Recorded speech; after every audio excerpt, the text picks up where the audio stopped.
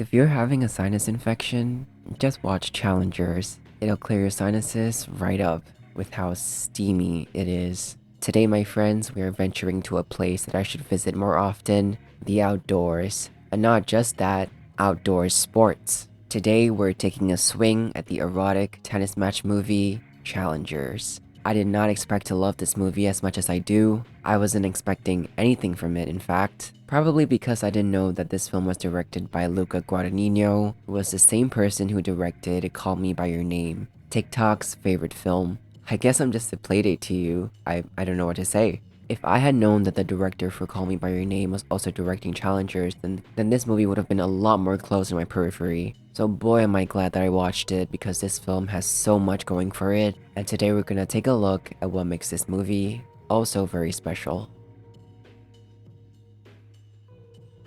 By the way, I brought up sinus infections because I'm having one right now. I'm not sure if you can tell, but yeah, the amount of steam that this movie gives off is more than sufficient to clear anyone's sinus, no matter how severe it is. It emits even more steam than the colossal titan.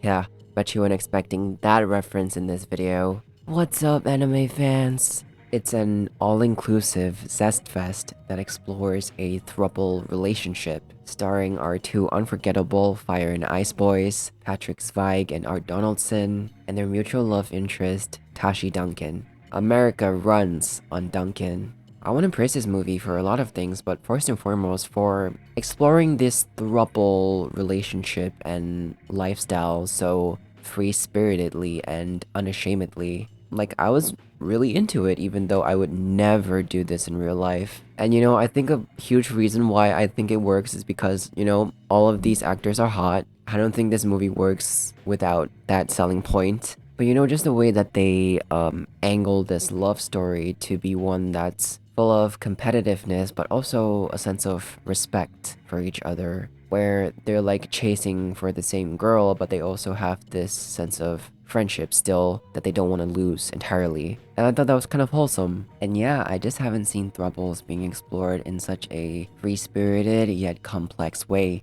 This film really shows you the effects that having this throuple relationship has on the people involved in it, going so far as to affect their family life. So round 1 goes to you, challengers. Well done. Round 2, I already mentioned this, but the casting is so on point. This movie once again does not work if the actors aren't hot. So I am so glad that they picked the cream of the crop for this film. I had no idea that Mike Faist and Josh O'Connor existed, but after this movie, I will never forget them. And of course, we all know and love Zendaya, but it's not just that they're hot, it's that they're hot and really good at acting. Like, man, were they all good at acting. I haven't seen much of Zendaya's work, but I think that this is her best performance by far. And I think for how Josh O'Connor acts in real life, he played such a different character in the film. So props to him for that. Mike is kind of the same on and off screen, but still he did such a wonderful job. Their performances make their motivations believable, which then makes the story work. So kudos to all the actors and the people who cast the actors. You guys hit it out of the park. So round 2 once again goes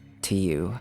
Next up, the actors aren't the only gorgeous parts about this film. The film itself is also gorgeous. I believe this film was shot on Dolby Digital. Whatever camera they were using, it did a gorgeous job. I'm sure the color grading also helped, but man, this film is gorgeous. There are some really creative shots in this movie, like the one where they're filming the tennis match from the ground's perspective. I don't know how they did that, probably CGI, but also that one sequence where we are the tennis ball, that was insane. But yeah, once again, props to you, Luca. Any film that you're directing, I will be aware of immediately because you have more than proved yourself with this film. I am so sorry for not knowing who you were. So once again, round 3 goes to you. Every piece of work benefits from having a great soundtrack, and Challenger soundtrack is amazing. I love that little tune that they play right before an intense sequence starts. You know the one. And yeah, I'm sure there are more soundtracks that are just blended perfectly into sequences that I didn't even notice, and just all the other details that weren't noticed as much, like the costume design, set design, makeup, styling. All of that stuff was done really well. The actors all looked great already, but with the styling and the makeup, they looked glorious, especially Mike with that red hair of his. If you can't tell by this point, I am on Team Art all the way. Hashtag art did nothing wrong. Hashtag art is not the villain. But if you are a Patrick or Tashi apologist, then that's perfectly fine because that reflects the quality of the film and just how well they did the love triangle thing very, very well. And by the way, I am joking. I know that Art did some devious stuff throughout the movie. It's just, I just love Art more in general. I think he's the least prideful out of the three, but yes, Art is not innocent at all in this whole debacle, and that's what makes this movie so freaking good. Everyone has their own opinions on what happened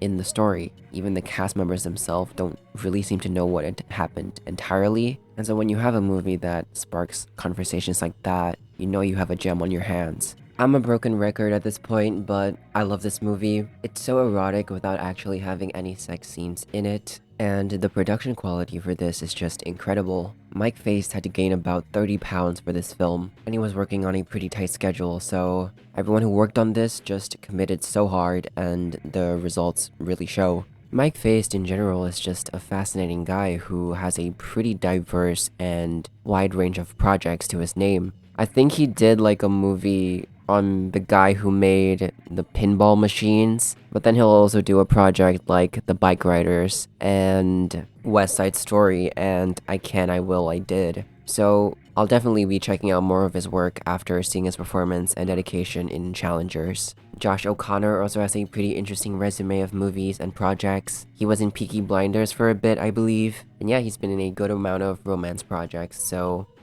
he was well fitted for this film. And Zendaya, I have got to watch Euphoria one of these days, but you know, I think her more mature roles are always her best, so yeah, I'm happy that she's transitioning from these kind of kid roles to more adult roles, and I'm interested to see what she does in the future. Anyways, back to Challengers. The story is excellently crafted. The relationship dynamic between Art, Patrick, and Tashi is so complex, and shows the sort of selfishness that we tend to have as human beings, but also shows that in the end, we're able to sort of go past that and love each other again for the essence of who we are. At least that's how I interpret the last scene. And yeah, people online are just interpreting this movie in their own way and just sharing their own interpretations, and that's really cool. However, one thing I will say is sort of working against Challengers is its box office earnings. This movie had a budget of around $55 million and only earned $94.2 million back, which is good, but not great. So we probably won't see a sequel to this film, not that I think there would ever be a sequel planned for this film. But yeah, I just wish that the movie did better financially. With that being said though, it was nominated for 7 awards and won 2 of them, so I think it's still getting the recognition that it deserves. So you know, that's good. It's got an 88% rating on Rotten Tomatoes, and it's the best sports romance movie I have ever seen since... well, it's just this one. Unless you consider, like, the Rocky franchise to be a sports romance movie, which I like. I really like those movies. And so the 4th and final round, once again, goes to Challengers. Is anyone keeping track of the points? Oh well, it doesn't matter. What matters is we had fun today. What matters is that we experienced love and joy and friendship. Tennis is a relationship, and I enjoyed this relationship that we all had together. Now I want to know what you thought about this movie. Have you watched Challengers? What did you think about it? Are you on Team Art, Patrick, or Tashi? Or do you think all of them are equally bad? Let me know in the comments below. I would love to read your responses. Thank you for watching once again. Have a wonderful day.